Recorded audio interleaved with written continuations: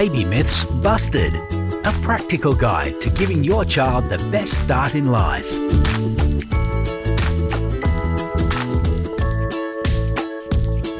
Hello, welcome back everybody to our podcast, Baby Myths Busted. I am Jackie. This is Simon. Hello, Jackie. Hello, Simon. Today we get to talk about walking. Very exciting milestone for babies. So to start off with, Simon, when should my baby walk? Somewhere between 12 and 15 months. 12 and 15 months, okay. And when should my baby walk steadily? 18 months. Okay, all right. Takes a while to nail because it's pretty hard. Yeah. It takes a lot of brain power, takes a lot of coordination of your body. Yep. By 18 months, they should be cruising around, holding a toy, transitioning between positions, going from up, down, around, standing, walking, and cruising around again. Yep.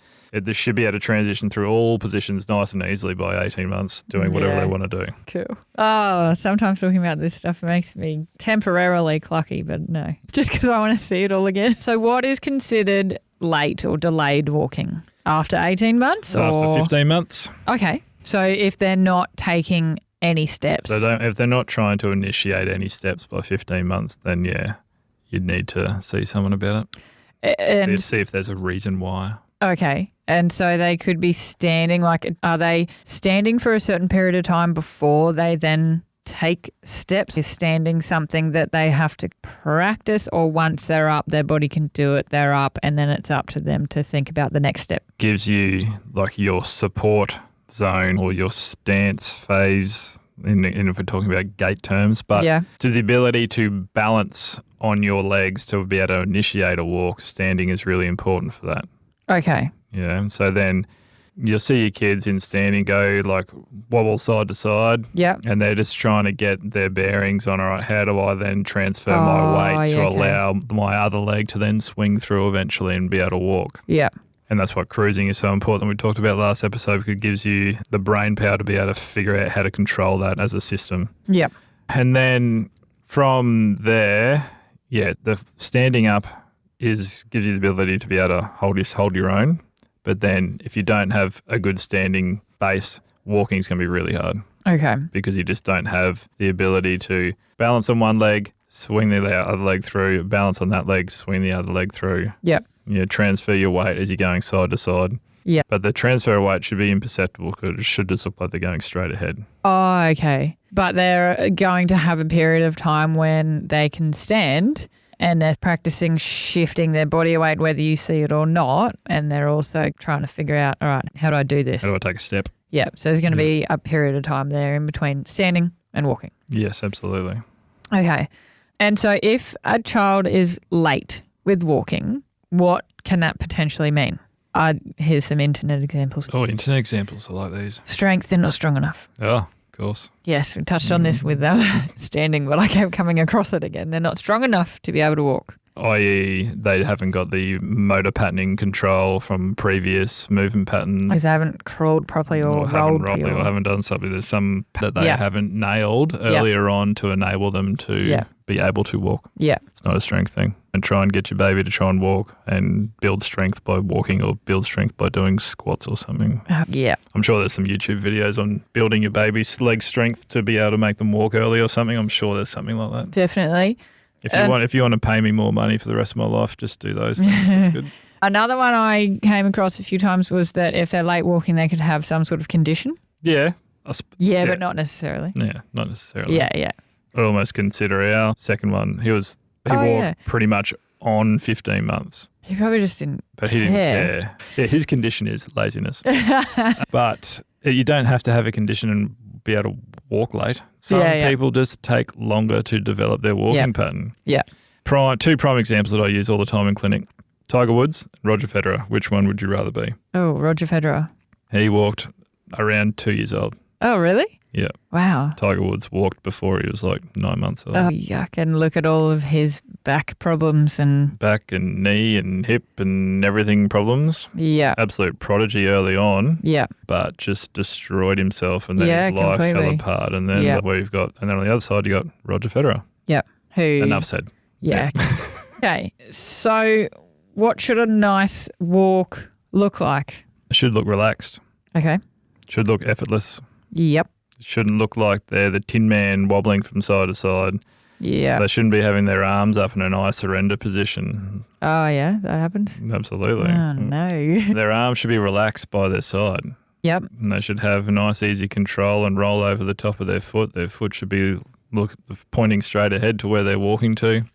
Their knees should be able to roll straight over the top of their toes. Yep. They should be able to push off their toes, land on their heel nice and softly, and just keep on transferring the process all the way through with relaxed upper body the entire time. Yeah, with so their relaxed neck shoulders. not long. Yeah, long neck, they can look around. Yeah. So does the rolling over their foot happen really early on as soon as they start walking, or does that take It takes time? a little while to develop, but it's also a position that we haven't really spoken about yet. That's really important for that, which is like a bear position. Yep. Where you're up on your hands and your feet and with your bum in the air. Yep. And they can start to being in that position and trying to crawl in that position starts the process for that rolling over the top of your foot. Yeah, It's a really important position for your kids to be able to do properly. Ah, okay. Interesting. Because, that's when they can start loading their foot and getting all those foot muscles to start to work in with the whole system, because before then they haven't really done that. Yep. And then what we spoke about last episode in terms of pulling themselves to stand, yes, they're loading their feet to try and help pull themselves up initially. Yep. Or 1 foot at a time. And then they're cruising, so they're going sideways, but they're not going forwards and backwards. Yep. Yeah, but the bear position or the bear crawl enables their foot to roll over the top of itself with some support with your hands. And you're not so vertical, so it has that foundation for you. Yeah. That's why it's a really important position to be able to develop. And you'll see kids, but then I suppose also talking about standing up in a previous episode, you might also see kids just push themselves up into a bear and then fall down to or drop themselves down to a squat and stand up like that.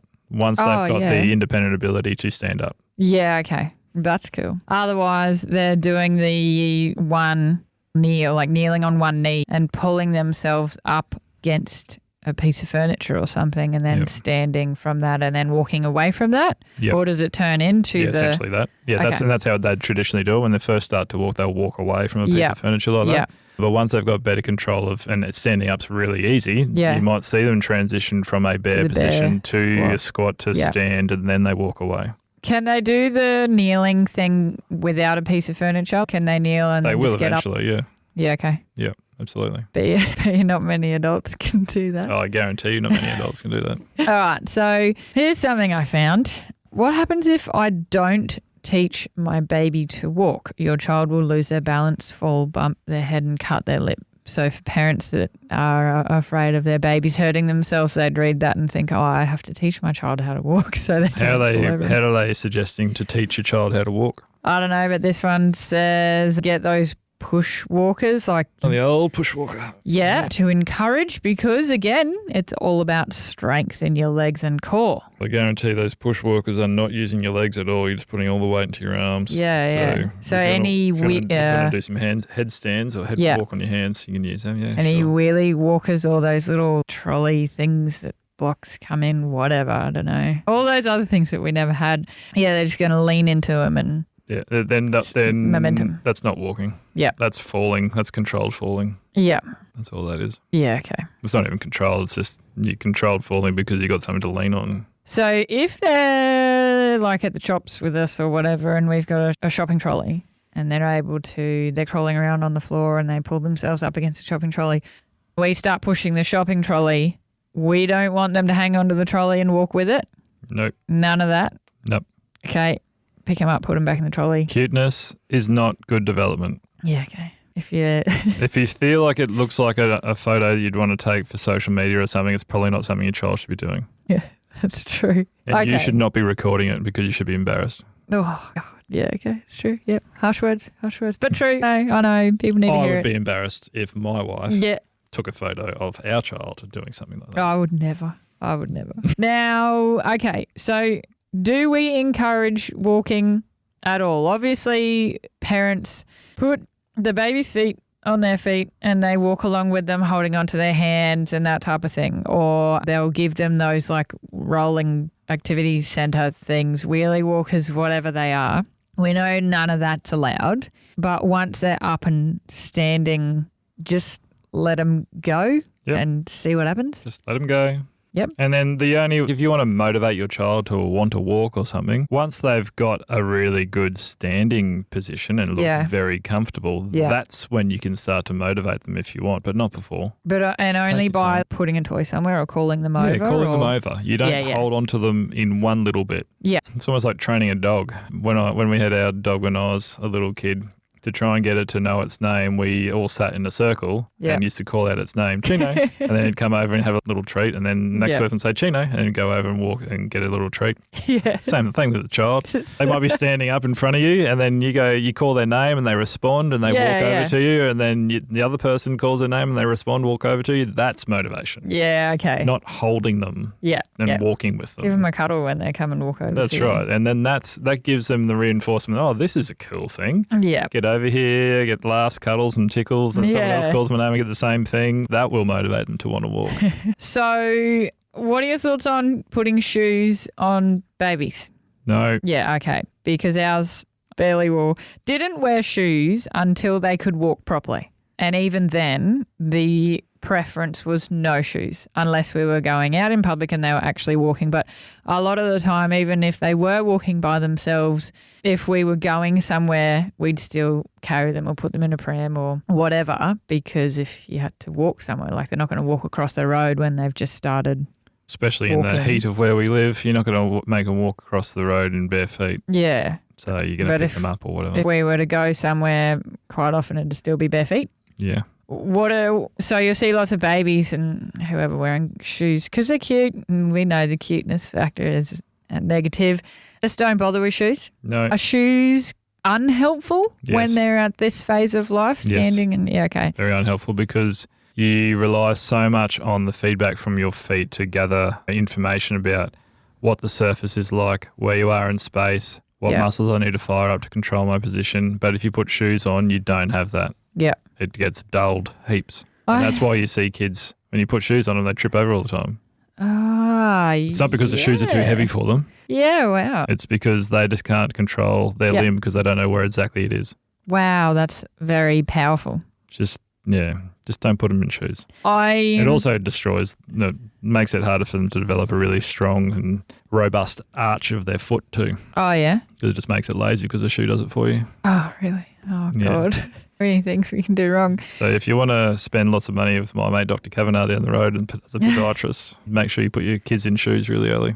I think the first time our kids probably wore shoes was if they went to daycare or something like that, and they had to have shoes to be out in the playground in the mornings or something in winter because the grass was wet and whatever. It's just like a safety hazard. Yeah. But up until that point, it was just bare feet. Wherever. And if you don't have to take your kids to daycare, then just don't put shoes on at all. Yeah, wow. So what happens now that my baby can walk? Just, again, let them be, or you're still trying to encourage everything from rolling to crawling? They can do whatever they want now. Okay, they're free. They've reached the top milestone in this. If you've picked them up life. because you've just changed their nappy or something, you can put them down. They will determine how you put them down because they'll either lean forward in your grasp, say if you're holding them around their abdomen or something. Yeah. They'll lean forward towards their hands or they'll lean back onto their feet, and then they'll gauge where they want to be placed. Yeah. You just got to actually read their signs. And I guess if they're at this point, walking's really fun, but crawling might still be faster. Yep. And they might get down on the floor to pick up some toys, or they might want to reach up onto something that they shouldn't, whatever. Yep. So they're going to be transitioning in and out of up, down, on the floor, whatever, anyway. Yep.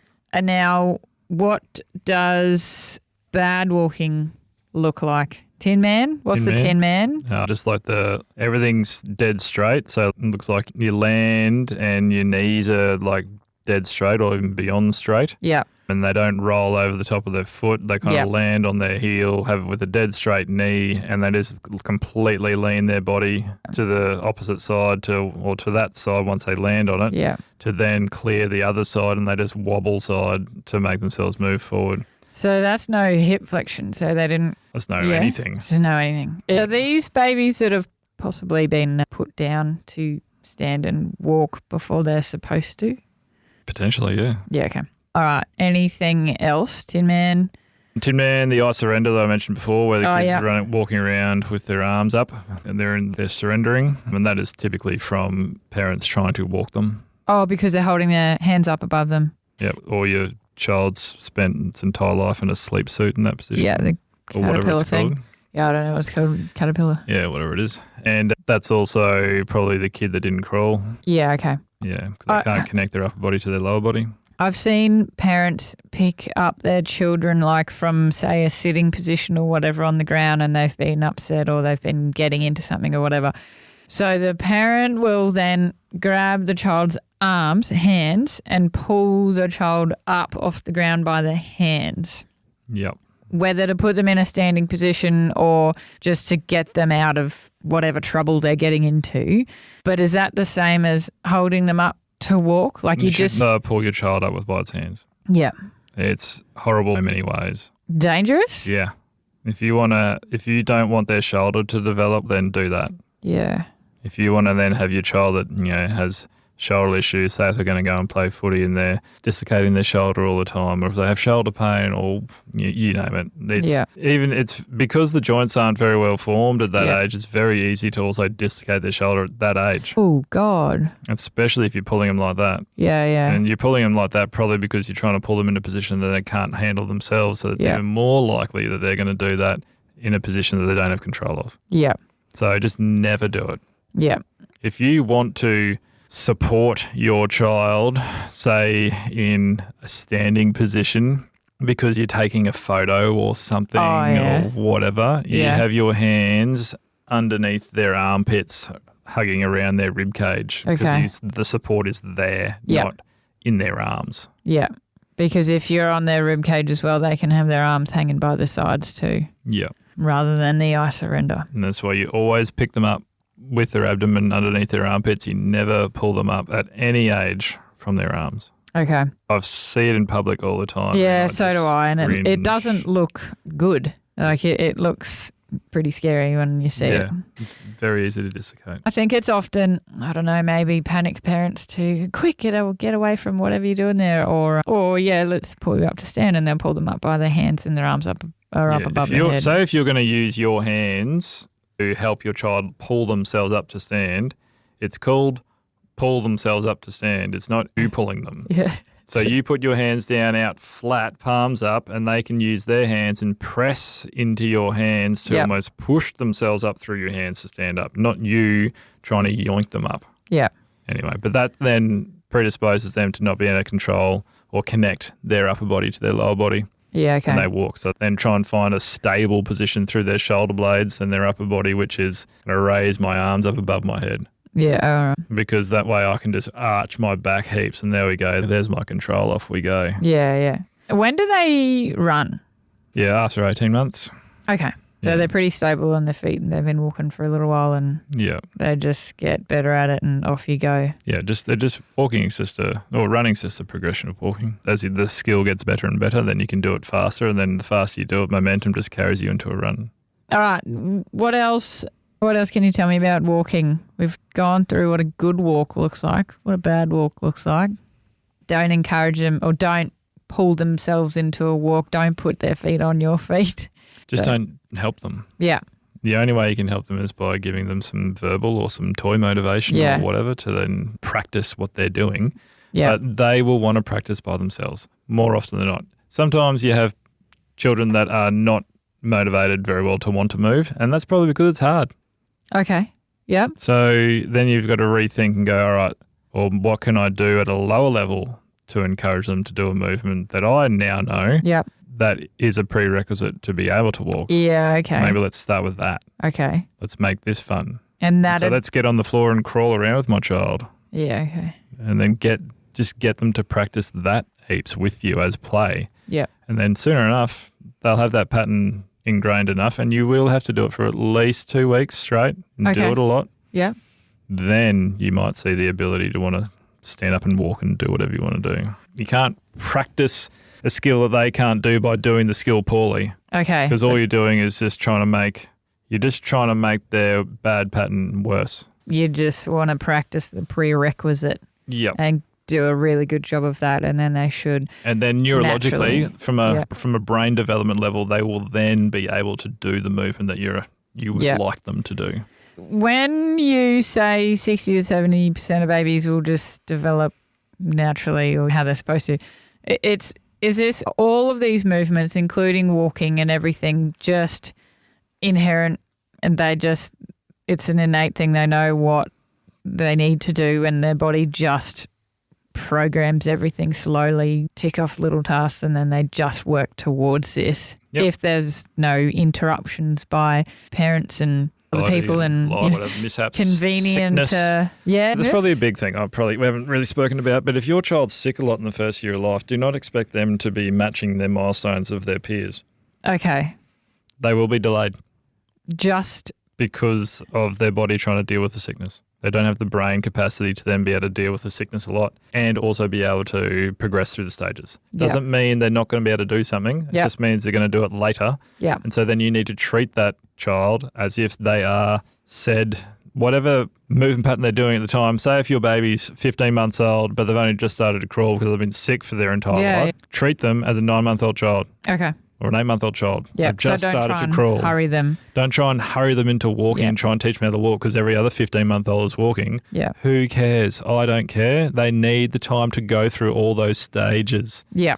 In healthcare, we're so worried about them being with their peers and socialising with their peers. We need to get them up to be with their peers. No, because if you do that now, they're never going to be with their peers later on. Yep. Just sacrifice the next 6 months, 4 months. It's going to be a short period of time in their life. Then they can start to develop their other skills like their social, intellectual skills because they'll be able to be standing up with their friends. They'll be able to get down, stand up quickly and run away with their friends. Yep. Instead of you trying to drag them up really early to be with their peers now to develop language and whatever skills, that will come. Yeah. Because everything is predisposed or everything that you develop as a child and then into as a human, be that intellect, be that speech, be that whatever, is grounded in your movement skills.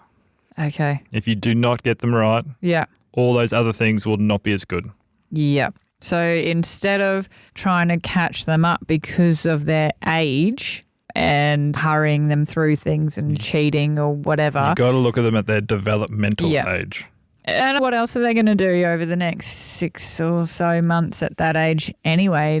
It's not like they need to all of a sudden be able to kick a ball and that sort of thing. No, I don't care about that. It'll be the language and the social skills and stuff like that. But if they skip some of these movement patterns and things and they might get to some of the social and verbal milestones at some point, but maybe not to as great of a quality because they might meet those milestones earlier and like they have that element, but then they don't have the movement development underneath that. So when the intellect and the social and the movement start to become more complex in a classroom environment when it's in grade 1, grade 2, then that's when they get left behind.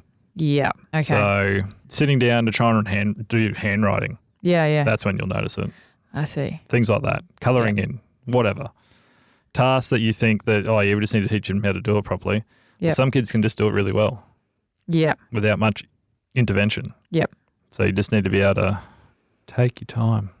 Don't rush your child. I'm treating a little girl at the moment.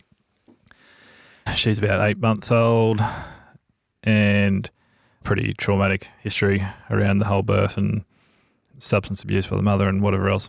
But she is essentially, when we first saw her about 8 months of age, she was developmentally a 3-month-old from a movement perspective. Oh, yeah, wow.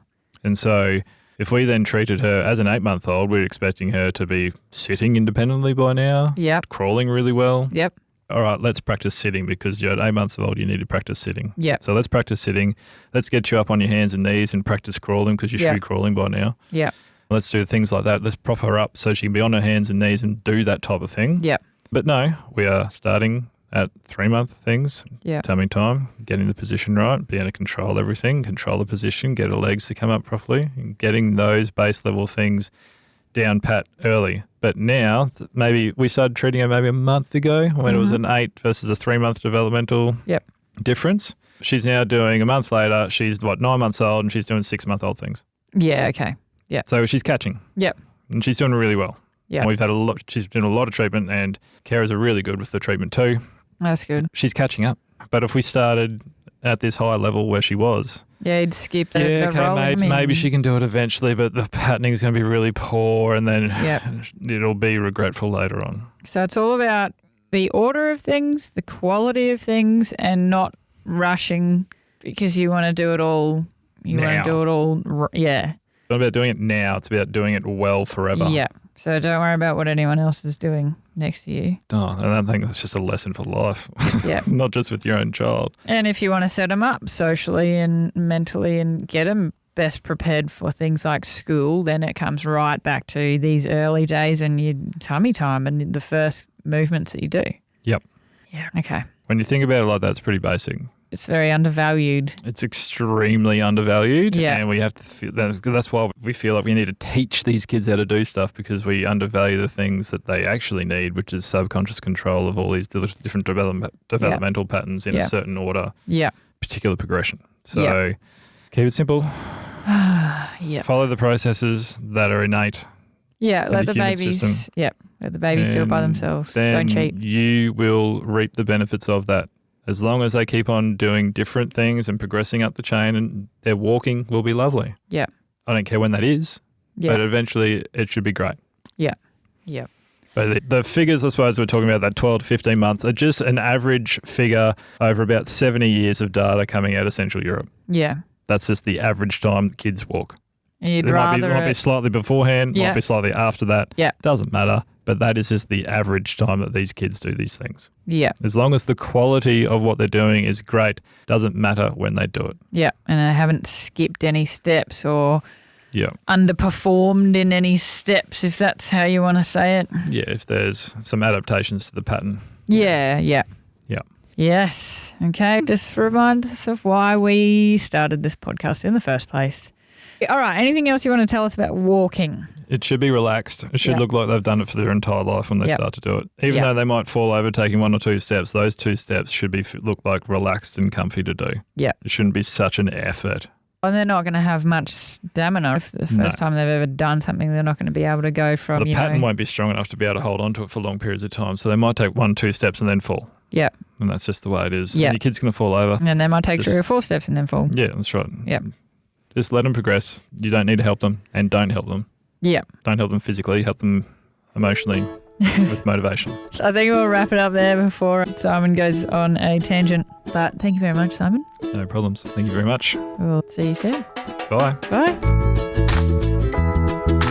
Feeling more than fine.